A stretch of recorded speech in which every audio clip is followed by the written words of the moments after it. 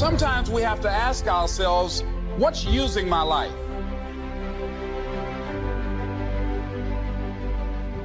One of the things that we know about life is that it is always changing.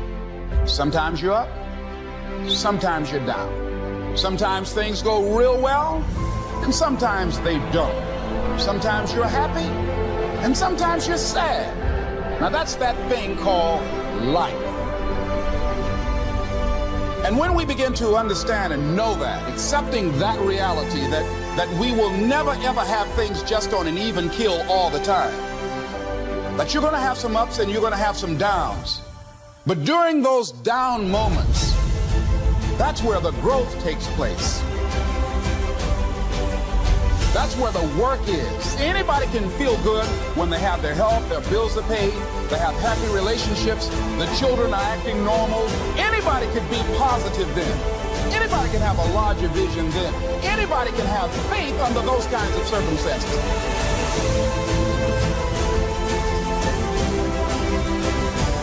See, but the real challenge of growth, mentally, emotionally, and spiritually, comes when you get knocked down. How you handle it, that's where the growth takes place. It's a pleasure to be here to share a few thoughts with you. And I want to just share this up front. Number one, everything that I'm going to say, you already know it. Because of who you are as entrepreneurs, because of who you are, people who have goals and dreams that you want to achieve. And part of that process is being a student, of being a sponge, of learning everything that you can. So everything that I'm going to say, you already know it. Number two, everything that I'm going to say, you've heard it before. From other presenters who've come up and done an incredible job in sharing with you their experiences and the tools that you need in order to rise and to take your life and your business to the next level. Let's give all the presenters a tremendous round of applause who've come up and created value. And so I'm going to share some thoughts and ideas with you.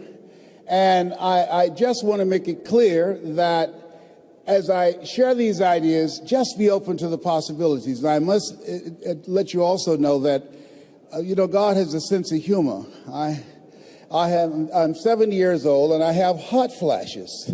Seriously, I'm going through a decancering program and I have hot flashes. I travel with a fan and a blanket. I call them power surges. So at any time you see me perspiring a lot, I'm a Mickey Mouse fan, have a Mickey Mouse watch, and this is my little pat myself down, when I start perspiring. You got to have a sense of humor. Let us say together, have some fun.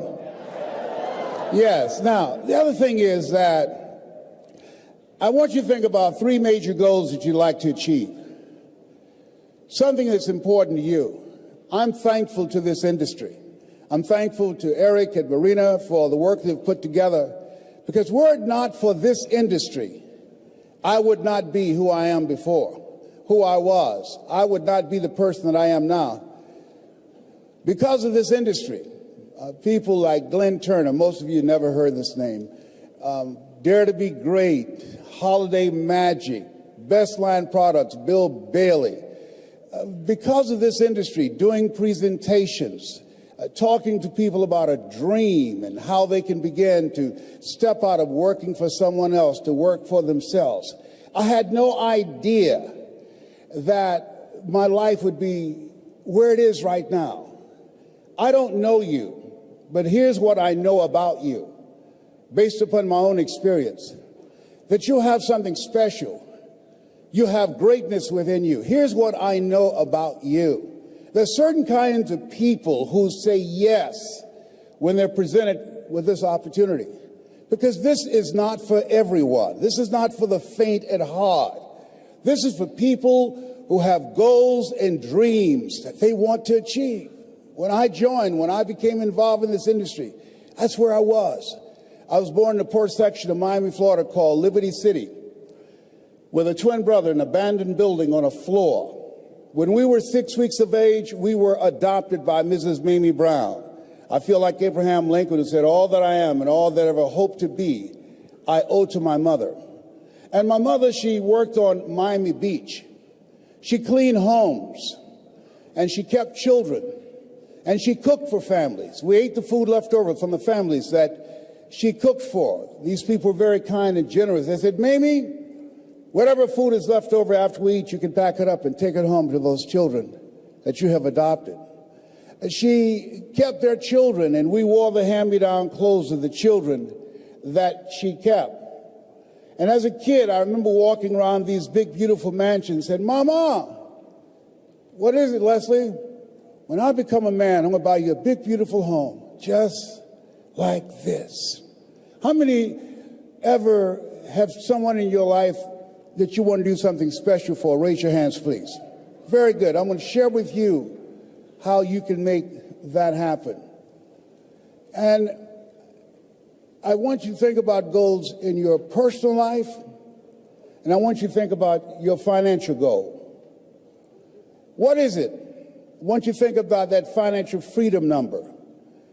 How much money do you want to earn that as a result of your earning that, it alleviates a lot of stress. As a result of earning that, it allows you to become debt-free. As a result of earning that, you'll be able to contribute to causes that you believe in and be able to take care of family members and be able to have more time for yourself and your family. I want you to think about your financial freedom number. You know, people say money won't make you happy, but everybody want to find out for themselves.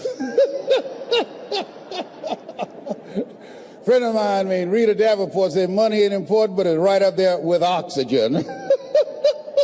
And let me tell you something, fellas, even if you're as homeless as I am, you got some money, women will find something cute on you.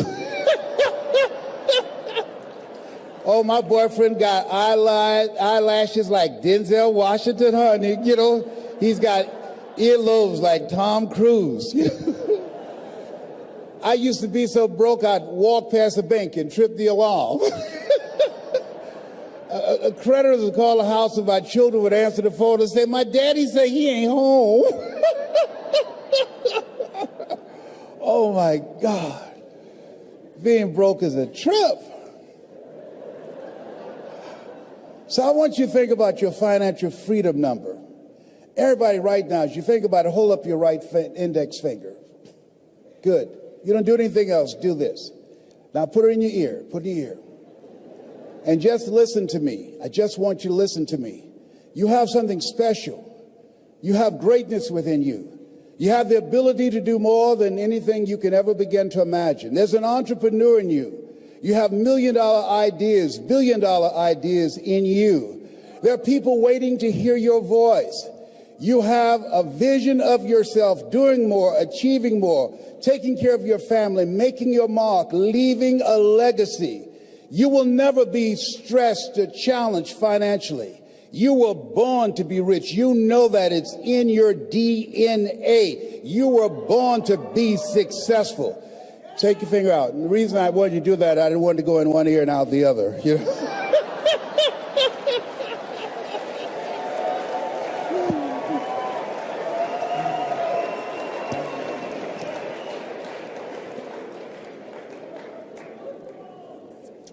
As you think about your goals, that's Wesley and I. Which one am I, on the right or the left?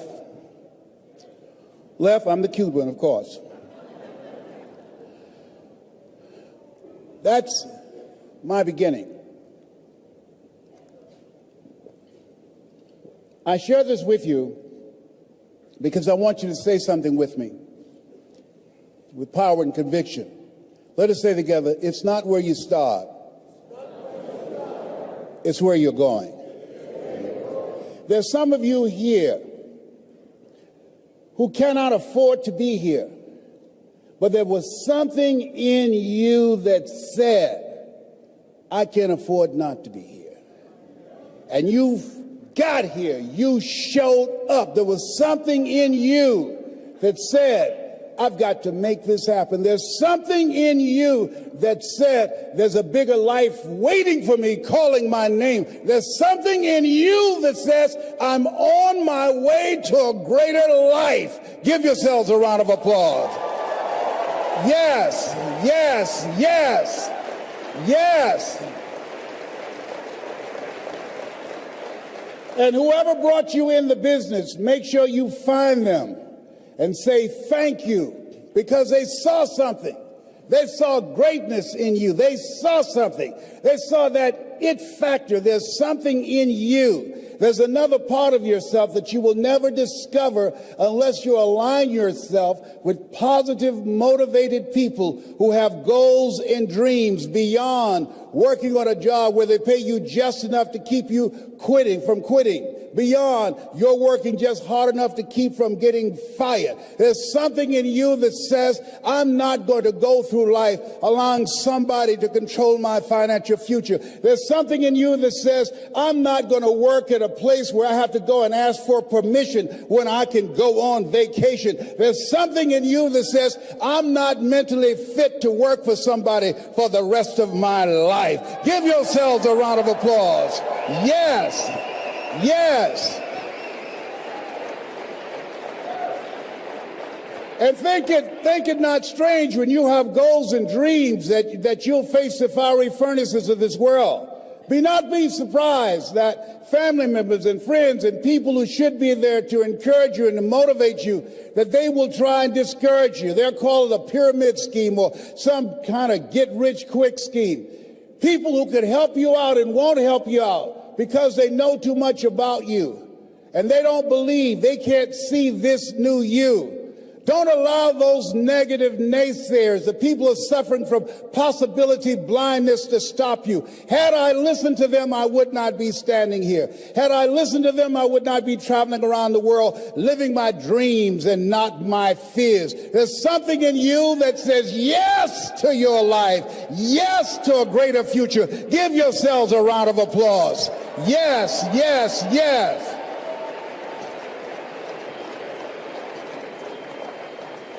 And as you think about your goals and dreams, your personal goals, your financial goal, and whatever that number is, I want you multiplied 100 times. And I want to warn you, don't ask yourself how you're going to do it. How is none of your business. My favorite book says, lean not unto thine own understanding. In all thy ways acknowledge him, and he shall direct thy path. There are things you can do that you don't know right now. So don't worry about how. That's none of your business. And I want you to think about your financial contribution, but also your legacy. What will be different? This stage of my life, I'm training and teaching people how to tell their story, how to make a difference in the lives of others, how to become an effective communicator. How many would love to do that? Raise your hands, please. It makes all the difference in the world, teaching people the techniques and strategies that I learned that allowed me to build an organization with hundreds of thousands of people. This stage of my life, I'm 70. Don't I look good for 70? Come on. Yeah, absolutely. And I don't use mascara. I don't use dye to cover my hair because of the fact that I have an allergic reaction to dye, but I do use mascara. Yeah. My kids say, Daddy, you look distinguished with your gray hair. I said, at 70, I'm not trying to look distinguished. I'm trying to look young. Sometimes, Tony, you got to hook this up. You understand what I'm saying? Let me tell you something. Oh, my God. Yeah, people say, I can't believe he's doing that. Now, you're going to need a paintbrush. You're going to need a... Let me tell you. I got to tell you this. I had to give this speech in the Georgia Dome called It's Not Over Till I Win. In fact, you just emailed me. Go to lesroundmotivation.com and you can see it free. So anyhow, at the end of my presentation, somebody was there and said, Mr. Brown, our speaker canceled on the last minute. Said, do you have enough energy to give another speech? And I said, no, I'm tired. He said, we can pay your full fee. I said, the Lord is able. You know, Red Fox said money can't buy you happiness, but it can make a big down payment, you know? So they took me over to the Georgia World Congress Center, Kim, and when I looked in the room, people were very close to the stage. And I said, can I go to the restroom for a minute? They said, yes. I went to the restroom, and I took my mascara out. I just sweating and perspiring, getting it all touched up. And so when I came in the room, the lady wanted everybody to know that she knew me. She said, there he is, Les Brown. And I walked up on the stage, and she kissed me on the cheek, and I kissed her on the cheek. and left this big black smudge on her face. I didn't know what to do, so I just sat down. So the people down front started saying, there's something on your face. And she looked at me, she said, what are they saying? I said, I don't know. Finally, one nosy lady came on there, opened up her purse, gave her a mirror. Now, nobody asked her to do that. Getting in the Kool-Aid, don't know the flavor. She looks at me, she said, how did this get here? I said, I don't know, you think maybe this rubs off? So afterwards, when I kiss you, do not be alarmed. I now use waterproof Mademoiselle, all right? A brother's got to do what he's got to do. So I want you to think about your goals and dreams, your personal goals, your financial goals. Growing your organization, recruiting more people, developing your skills as a communicator. I want you to think about your social contribution. Part of what I'm doing is teaching people how to tell their story, but also teaching people that you are more powerful than cancer. I'm a 19-year cancer conqueror because of God's grace and mercy. I think that doctors should never tell someone they're terminally ill. What they should say is, my knowledge and ability to help you has terminated. Now you need to explore some other options. At this stage of my life, I'm training people how to work with young kids. How many of you have children? Raise your hands, please. I'm teaching them how to develop their mindset, how to become effective communicators, how to begin to dress like a prospect and not a suspect, how to select friends that's an asset to them rather than a liability, in technology, how they can begin to use their skills and talents today rather than going out beating the pavement looking for a job. Teach them how to learn how to develop their own personal economy by doing what you're doing right now. And I believe that we can create a different future for our children when we work together to create communities of collaborative, achievement-driven, supportive relationships. And that's what you're doing here now. That's what Eric and Marina wanted to do, creating communities of collaborative, achievement-driven relationships. And as you think about your goals and dreams right now, let us say together, it's possible. Yes, say it again, it's possible. See, preparing to come up and speak to you, that was not challenging. But let me share with you what it took me years to do, was to believe that I can do it. Given my circumstances, born in an abandoned building on a floor, being adopted, if both my birth parents stood up now and said, hello, son, I would not recognize either one. Being labeled educable, mentally retarded when I was in the 5th grade, and put back from the 5th grade into the 4th grade, and fail again when I was in the 8th grade. Being raised in poverty, how you live your life is a result of the story you believed about yourself. And so being in the environment where I was born, that was my reality of being poor. I was stuck. How many of you ever been stuck? Raise your hands, please. And so as entrepreneurs, as leaders, I'm going to share with you what it is you do and the power of speaking. Write this down. Distract. See, when you as an entrepreneur, when you present the business, don't go in just trying to sell people on the business. No. What your goal is to sell them on a new story. How people live their lives as a result of the story they believe about themselves. When you show up, you do what Mr. Washington did for me. Write this down. You distract them from their current story. I'll never forget the gentleman I eulogized a few weeks ago when I first met him. He said, young man, go to the board to work this problem out for me. I said, oh, sir, I can't do that. Why not? I'm not one of your students. Look at me. Yes, sir. Go to the board and work the problem out anyhow. I can't, sir. Why? And the other students started laughing. He's DT. He's a twin. His brother's smart. His sister, she's smart. But he's DT. What's DT? He's a dumb twin. And I said, I am, sir. As the students laughed, and he came from behind his desk, he looked at me. He said, don't you ever say that again. Someone's opinion of you does not have to become your reality. And so that was a turning point in my life. On one hand, I was humiliated, but on the other hand, I was liberated. Because he looked at me with the eyes of Goethe, who said, look at a man the way that he is, he only becomes worse. But look at him as if he were what he could be, then he becomes what he should be. And so when you approach someone about this business, what you're doing is you are interrupting their current story.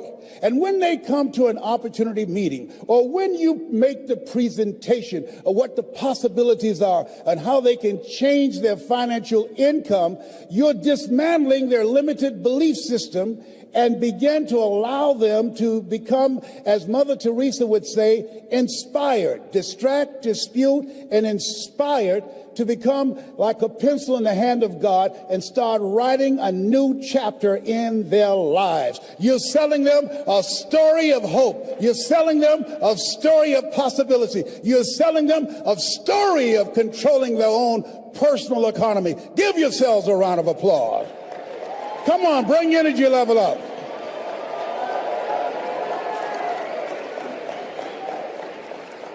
And that's what we do as entrepreneurs. That's what you do when you make a presentation. How important is that? That's major. That's major. More people died, according to the CDC, last year from, listen to this, suicide than from traffic accidents. People have lost hope. When you speak, you're giving people hope. When there's hope in the future, that gives you power in the present. When you speak with conviction, when you speak strategically and tell the story of why you said yes, tell the story on how you saw this opening up the door for a new life for yourself. Is it easy? Of course it's not easy. It's challenging. It requires patience. It requires persistence. It requires a willingness to do whatever is required to create a new life for yourself. Give yourselves a round of applause for giving people another shot, another chance. And see, I didn't do what I'm doing now for 14 years because I assumed I couldn't do it because I had never done it before. There are people who are going to tell you no. They're living off an assumption. They assume because they've never done it before they can't do it. Or they assume because they've been involved in the business before and things didn't work out, and so this won't work out. I didn't do what I'm doing now because I assume because I don't have a college education. I assume because I had to compete with people with PhDs and MBAs. I assume because of my lack of education, I could not compete. How many of you ever decided not to do something based upon an assumption? Raise your hands, please. And so that's why it's important for us to be strategic and experiential and being able to tell the story to distract them from their current story, distract, dispute, break down the limited belief system, and inspire them to say yes to a new opportunity in their lives. And so as a result, I didn't do what I'm doing now because I had such a tremendous inferiority complex because of my lack of college education. I stopped myself. There's an African proverb that says there's no enemy within. The enemy outside can do us no harm. And so as you look at yourself, as you look at your goals, look at your dreams, it's very important that you take time every day and write this down to retrain your thinking. You got to retrain your thinking. Because how we live our lives is a result of the story that we bought into. I had to retrain my thinking because of what I saw. Studies indicating that the decisions we make in life is directly related to the things that we saw, the things that we experienced, the conversations we've been exposed to between age 0 and 5. And so as a result of that, my experience, I had to begin to engage in a process of retraining my mindset. And I didn't even know what I was doing. But this man, Mr. Swiderski, I'll never forget. Leslie, come in here. Yes, sir. Look at my shoes. You can shine them better than this? I do apologize, sir. I'll do a better job. And his wife said, please don't yell at him like that. That's not nice. He's just a kid. He's only 10 years old. He should do a better job than that. He can. I said, it's okay, Mrs. Swiderski. And he should have yelled at me. He was a very rude, arrogant guy, but he was a kind guy, too. What I loved about him, every day he had a routine. It was his time in the morning he spent working on his mind. And I wanted to be in the office as he was shining his shoes, listening to Earl Nightingale, All of us are self-made, but only the successful will admit it. Listening to Dr. Dennis Waitley, people form habits, and habits create futures. Listening to Zig Ziglar, if you give enough people what they want, they will give you what you want. Listening to Jim Rohn, when the end comes for you, let it find you conquering a new mountain, not sliding down an old one. Listening and reading the words of Winston Churchill, the truth is incontrovertible. Malice may attack it, ignorance may deride it, but at the end, there it is. Reading from my favorite book, Be Not Conformed to This World, Be Transformed by the Renewing of Your Mind. Listening to these words help to create a different vision for myself. Some of you are already doing it right now. I'm saying this is a time more than ever that you want to begin to inoculate yourself with positive words, coming to conventions, showing up on meetings, being on the calls, to make yourself unstoppable, to get out of your mind the polluting negative thoughts that's causing most people to go through life being stuck because they're volunteer victims. Somebody said that many people die at age 25 and don't get buried until they're 65 because they got so much garbage in their minds. You are here because you've got a clear vision of what you want and where you're going. Give yourselves a round of applause. Come on, bring your energy level up. Yes, yes. You want more. You want more. You're different. You're different than everybody else. Don't worry if they don't get it. Don't try and convince people to do this business. A person convinced against their will is of the same opinion still. You are not like everybody else. You can walk outside and find pigeons, but if you're looking for eagles, it's going to take you a minute. You are different. It's lonely at the top. How many of you know it's lonely at the top? Raise your hands. It's lonely at the top, but you eat better. That's what I'm talking about. You're different. One great entrepreneur said, I choose not to be a common man. It's my right to be uncommon if I can. I seek opportunity, not security. I do not wish to be a kept citizen, humbled and dulled by having the state look after me. I want to take the calculated risk, to dream and to build, to fail and to succeed. I refuse to live from hand to mouth. I prefer the challenges of life to the guaranteed existence, the thrill of fulfillment to the still calm of utopia. I will never cower before any master, nor bend to any threat. It's my heritage to stand erect, proud and unafraid, to face the world boldly and say, this I have done. You showed up because you're building a business that you can stand and say, I did this. I did this. This is my dream. Give yourselves a round of applause. Yes, yes, yes, yes.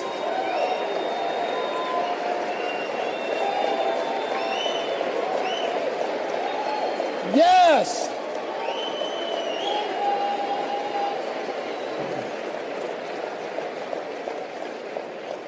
There's something in you that wouldn't allow you to stop. Dr. Howard Thurman,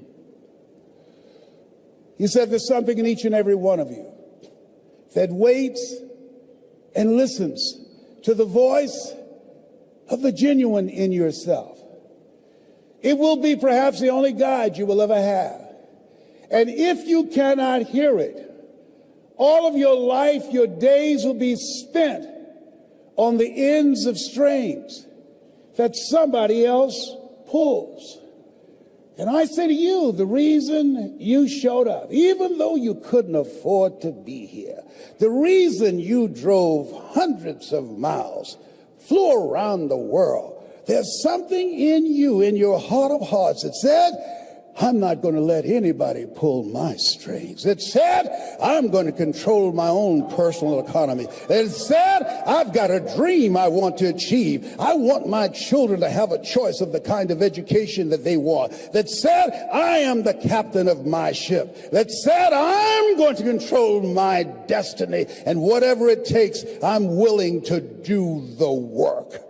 Give yourselves a round of applause.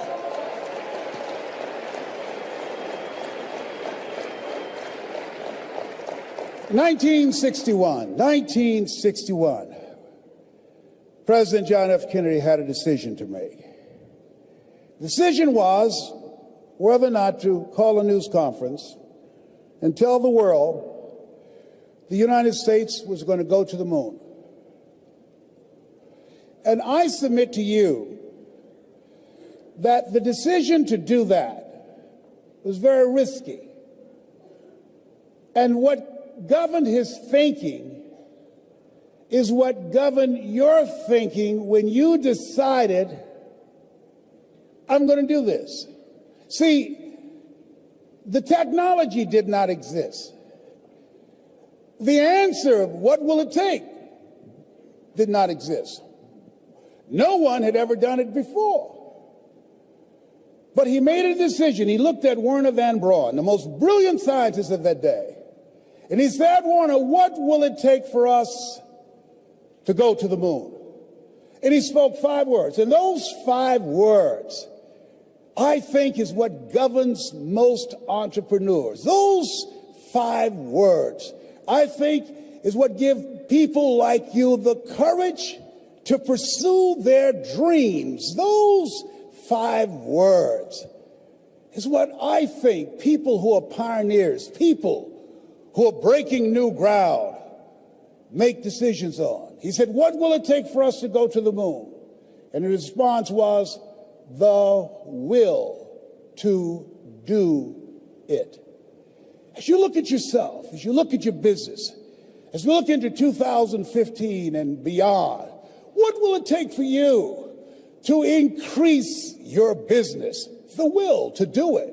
What will it take for you to become more powerful in your presentation skills and be able to increase the number of people, to quadruple your business? The will to do it. What will it take for you when others are quitting because of the rejections, when others are stopping because they just become so discouraged and they have creditors breathing down their neck and they have family members and friends telling them they're a fool? What is it that will allow you to have the mental resiliency to keep on keeping on, to keep your commitment to your commitment? The will to do it. Every time I say it and ask you a question, I want you to say the will to do it. What will it take for you to build your business? What will it take for you to increase your recruiting? What will it take for you to bring out the greatness in you and to make your mark? What will it take for you to become a high achiever and to bring out the billionaire in you? Shake someone's hand on your right and left and say, I've got the will. I've got the will.